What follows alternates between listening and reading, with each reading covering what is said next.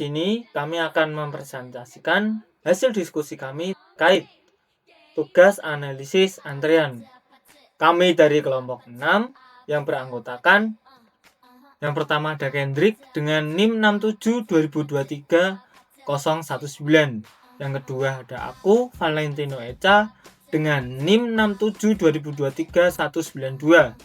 Yang ketiga ada Kukuh dengan NIM 67 2023 093.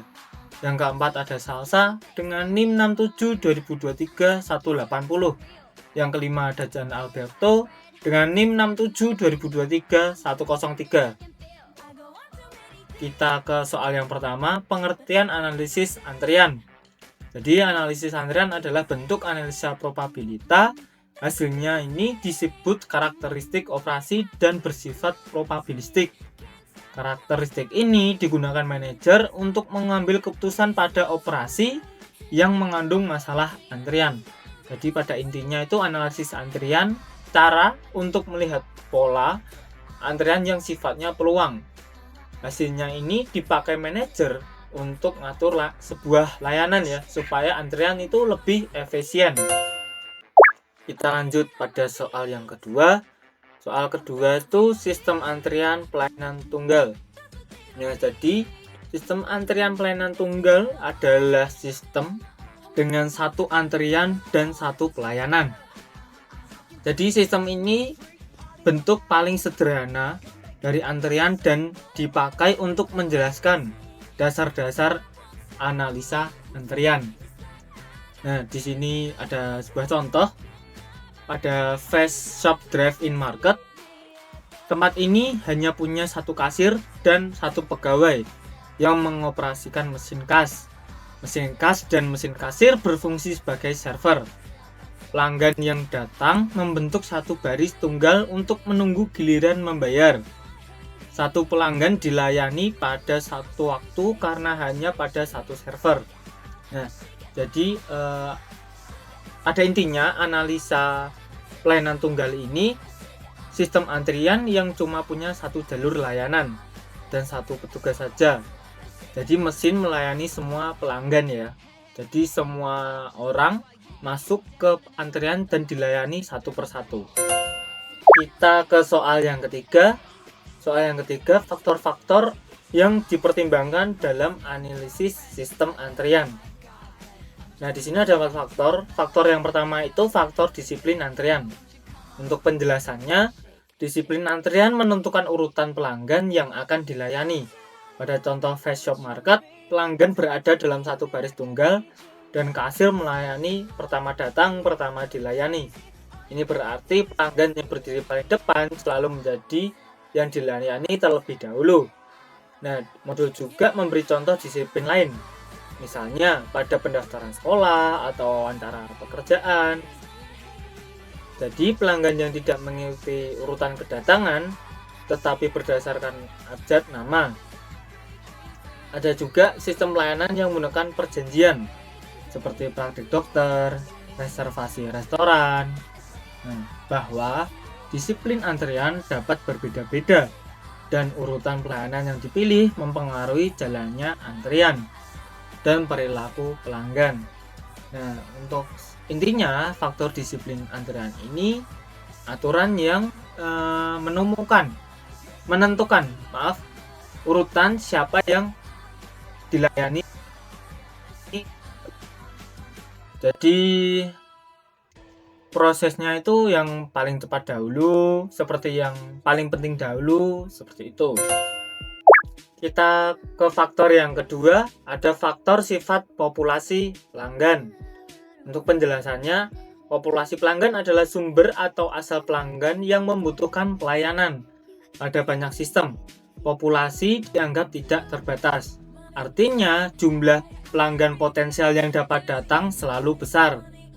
Pada toko seperti Fast Shop Market, pelanggan berasal dari daerah sekitar dan jumlahnya dianggap tidak terbatas, sehingga kedatangan dapat terus terjadi. Nah, di modul juga menunjukkan contoh populasi terbatas. Misalnya, ruang perbaikan perusahaan truk yang hanya memiliki 20 unit truk. Dalam kasus ini, jumlah pelanggan yang bisa datang tidak melebihi 20. Perbedaan populasi terbatas dan tidak terbatas penting karena mempengaruhi pola kedatangan. Jika populasi terbatas, antrian tidak mungkin bertambah tanpa batas. Jika tidak terbatas, antrian dapat terus tumbuh dan mempengaruhi steady state-nya. Jadi, inti dari faktor sifat populasi pelanggan ini, jika populasi terbatas, maka jumlah pelanggannya bisa dihitung dan dia bisa habis ya, bisa selesai. Nah, kalau populasi tidak terbatas, pelanggannya itu dianggap selalu ada dan tidak pernah habis. Seperti itu. Nah, kita ke faktor yang ketiga, yaitu faktor tingkat kedatangan. Untuk penjelasannya, tingkat kedatangan adalah rata-rata berapa sering pelanggan datang ke fasilitas pelayanan dalam periode waktu tertentu. Nilai ini biasanya diperoleh dari pengamatan lapangan. Nah, di modul menunjukkan contoh sederhana. Jika 100 pelanggan datang selama 10 jam, maka rata-ratanya adalah 10 pelanggan per jam. Tetapi di modul itu menegaskan bahwa angka ini hanya rata-rata. Nah, di dalam praktiknya pola kedatangan itu acak. Ada jam tanpa pelanggan sama sekali, ada jam lain dengan kedatangan sangat tinggi.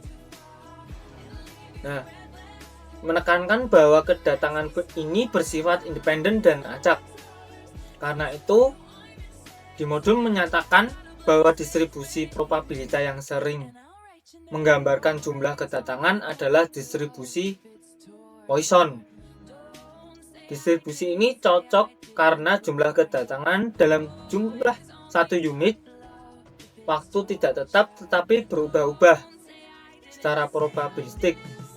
Nah, di modul menerangkan bahwa asumsi Poisson ini sudah umum dipakai dalam teori antrian. Nah, secara intinya faktor tingkat kedatangan ini itu seberapa sering sih pelanggan masuk ke sistem antrian dalam satu periode waktu ya.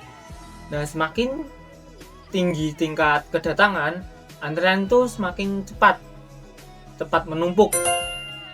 Nah, di sini ada faktor yang keempat atau adalah faktor tingkat pelayanan. Nah, untuk penjelasannya, tingkat pelayanan adalah rata-rata jumlah pelanggan yang dapat dihasilkan oleh pelayan atau server dalam periode waktu tertentu. Seperti kedatangan, pelayanan juga acak. Modul memberi contoh bahwa kasir bisa melayani hanya 10 pelanggan dalam 1 jam, tetapi pada jam lain bisa sampai 40 pelanggan. Nah, perubahan ini terjadi karena banyak faktor. Jumlah barang yang dibeli pelanggan berbeda, jumlah uang kembali juga berbeda. Cara pembayaran pun mempengaruhi waktu yang dibutuhkan. Karena itu, waktu pelayanan digambarkan dalam modul itu sebagai variabel acak. Nah, sini menyatakan bahwa distribusi yang umum dipakai untuk menggambarkan waktu pelayanan adalah distribusi eksponensial. Dengan menggunakan tingkat pelayanan rata-rata, selanjutnya menghitung karakteristik operasi seperti rata-rata waktu, menunggu, rata-rata panjang antrian, probabilitas pelayanan sibuk, dan probabilitas pelayanan menganggur. Nah, semua rumus itu bergantung pada tingkat pelayanan yang ditentukan dari pengamatan. Nah, jadi dari intinya faktor tingkat pelayanan ini itu kecepatan sistem dalam melayani pelanggan. Biasanya dinyatakan sebagai rata-rata jumlah pelanggan ya. Nah, antrian lebih cepat bergerak dan waktu tunggu juga lebih pendek. Oke, jadi yang selanjutnya ini ada nomor 4, yaitu menjelaskan tentang model pelayanannya. Oke, jadi untuk yang Salen itu, dia itu termasuk model antrian pelayanan tunggal karena memang umumnya itu hanya terdapat satu pelayan yang melayani pelanggan satu persatu. Selanjutnya itu bank ini termasuknya ganda karena di bank itu kan ada beberapa teller. Nah, teller itu melayani pelanggan secara paralel. Selanjutnya itu ada kantor konsultan. Nah, kantor konsultan ini termasuknya model antrian pelayanan tunggal. Karena memang proses konsultasi dilakukan oleh satu konsultan kepada satu klien. Itu dalam satu waktu. Selanjutnya ada praktek dokter, itu termasuk pelayanan tunggal juga karena ya dokter juga umumnya hanya melayani satu pasien. Jadi satu dokter itu melayani hanya satu pasien untuk satu persatu. Oke, selanjutnya di sini ada nomor 5 yaitu pengertian sistem antrian pelayanan ganda. Jadi sistem pengertian pelayanan ganda ini adalah baris antrian tunggal yang dilayani oleh lebih dari satu pelayan. Perkenalkan, nama saya Salsabila dengan NIM 672023180. Di sini saya akan menjelaskan tentang kasus fast shop market. Nah, kasus fast shop market ini menjelaskan penerapan model antrian pelayanan tunggal atau MM1 pada sistem kasir sebuah minimarket. Sistem ini memiliki karakteristik berupa populasi pelanggan yang tidak terbatas. Aturan antriannya first come first served dengan tingkat kedatangan yang mengikuti distribusi position dan waktu pelayanan yang terdistribusi eksponensial. Berdasarkan asumsi tersebut digunakan rumus-rumus antrian untuk menghitung karakteristik operasional seperti probabilitas tidak adanya pelanggan, jumlah rata-rata pelanggan dalam sistem dan dalam antrian, serta waktu tunggu dan tingkat kesibukan kasir. Dengan contoh, lambda sama dengan 24 pelanggan per jam dan mu 30 pelanggan per jam. Diperoleh rata-rata adanya 4 pelanggan dalam sistem dan 3,2 diantaranya menunggu dalam antrian dengan waktu tunggu rata-ratanya 8 menit dan waktu total dalam sistem 10 menit. Kasir selalu bekerja dengan tingkatan kesibukan 80% yang menunjukkan bahwa sistem masih berada dalam kondisi steady state karena lambda lebih kecil dari mu. Kasus ini menggambarkan bagaimana analisis antrian dapat membantu memahami performa pelayanan dan menentukan apakah kapasitas kasir sudah memadai atau perlu ditingkatkan. Nah, selanjutnya selain itu modul juga menjelaskan bahwa kasus fast shop market itu digunakan untuk mengevaluasi apakah kapasitas kasir sudah memadai melalui analisis beberapa skenario perbaikan.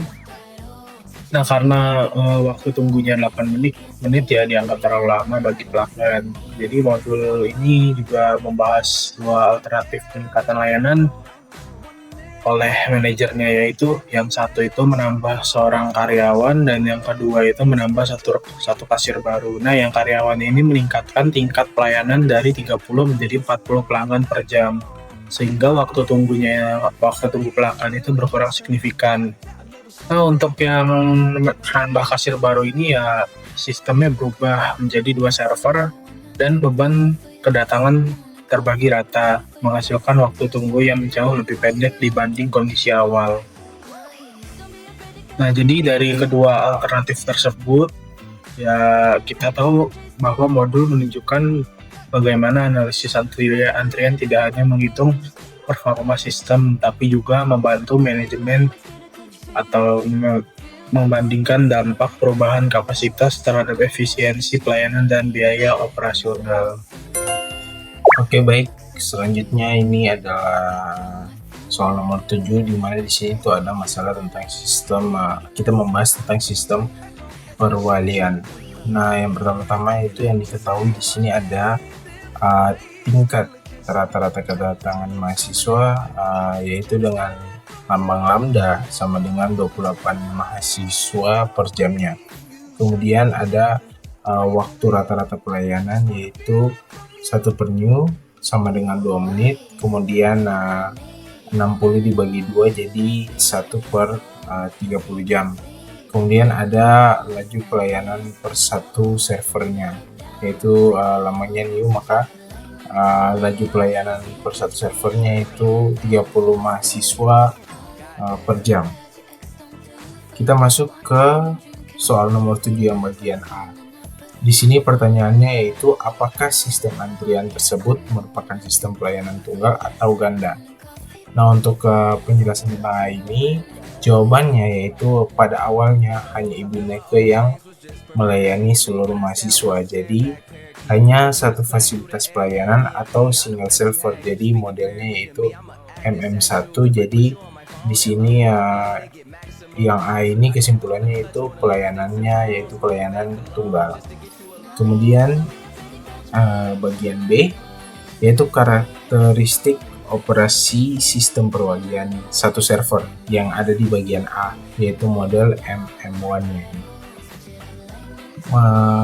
Jawaban yang B bagian 1 yaitu tingkat kesibukan server yang dilambangkan oleh I atau maka I sama dengan 0,9333 dan diubah ke persen sama dengan 93,33%, dan ini melambangkan bahwa server sangat sibuk jika karena cuma dilayani dengan satu server atau single server. Kemudian yang kedua, B yang bagian kedua yaitu probabilitas tidak ada mahasiswa dalam sistem atau PO. Nah, di sini P0-nya sama dengan 1 dikurangi P sama dengan 1 kurang 0,9333. Nah, ini P0-nya sama dengan 0,0667, kemudian diubah ke persen jadi 6,67%.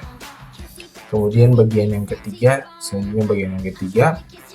jumlah rata-rata mahasiswa dalam sistem atau L. Di sini ini adalah penyelesaiannya. Kemudian hasilnya L sama dengan 14 mahasiswa. Oke, selanjutnya B bagian 4, jumlah rata-rata mahasiswa dalam antrian atau LQ. Jawabannya yaitu 13,07 mahasiswa. Ini untuk cara rumus dan cara penyelesaiannya. Kemudian nomor 5, waktu rata-rata dalam sistem atau W. Ini rumusnya yaitu 1 per nu dikurangi lambda sama dengan 1 per 30 dikurangi 28. Jawabannya adalah 1 per 2. Kemudian hasilnya adalah 0,5 jam. Kemudian diubah ke menit dikali dengan 60. Maka jawabannya adalah 30 menit. Kemudian nomor 6, waktu rata-rata menunggu dalam antrian atau wiki. Rumusnya adalah LQ per lambda sama dengan 13,07 dibagi 28. Jawabannya adalah 0,4667. Kita ubah lagi ke menit dikali dengan 60, maka jawabannya adalah 28 menit. Kemudian yang nomor 7, probabilitas mahasiswa yang harus menunggu. Nah, di sini probabilitas mahasiswa yang harus menunggu kurang lebih sekitar 93% mahasiswa yang datang akan menunggu. Selanjutnya yang C. Di sini tuh pertanyaannya, karena kesibukan, Ibu Neke dibantu oleh Ibu Dela Eskom. Nah, untuk melayani mahasiswa perwalian ini, dengan demikian sistem tersebut merupakan sistem pelayanan tunggal atau ganda. Ini jawaban kami di sini yaitu setelah Ibu Neke sudah dibantu oleh Ibu Dela, maka sistem tersebut sudah merupakan sistem pelayanan ganda atau MM2. Nah, di sini tuh sudah bukan sistem pelayanan tunggal lagi karena sudah dilayani oleh 2 orang, yaitu Ibu Neke sama Ibu Dela, sehingga sekarang keduanya melayani mahasiswa dengan laju pelayanan 30 mahasiswa per jam. Kemudian selanjutnya yang bagian D, karakteristik operasi sistem baru. Nah, sistem baru dalam artian di sini adalah jawaban dari bagian C, yaitu 2 server karena sudah ada tambahan Ibu Dela. Jadi modelnya sudah bukan MM1 lagi tapi sudah masuk MM2. D bagian pertama yaitu kesibukan per server atau I. Di sini ini untuk penyelesaiannya. Kemudian hasilnya yaitu maka kesibukan per server itu 46,67%. Selanjutnya yang bagian 2 yaitu probabilitas tekanan mahasiswa dalam sistem atau P0-nya itu sudah 36,36%. Selanjutnya bagian yang ketiga, jumlah rata-rata mahasiswa dalam antrian yaitu sekitar 0,26 mahasiswa. Keempat, jumlah rata-rata mahasiswa dalam sistem atau L sama dengan 1,19 mahasiswa.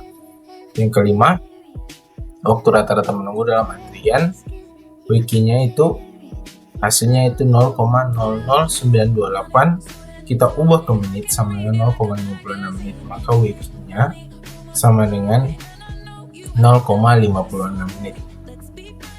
Kemudian yang selanjutnya nomor 6, waktu rata-rata dalam sistem, ya hasilnya itu setelah menjadi 2 server ini hasilnya itu 0,04261 jam. Kemudian kita ubah ke menit, jawabannya hasilnya jadi 2,56 menit. Dan yang terakhir, probabilitas mahasiswa harus menunggu, yaitu jawabannya 29,7%. Sekian dan terima kasih.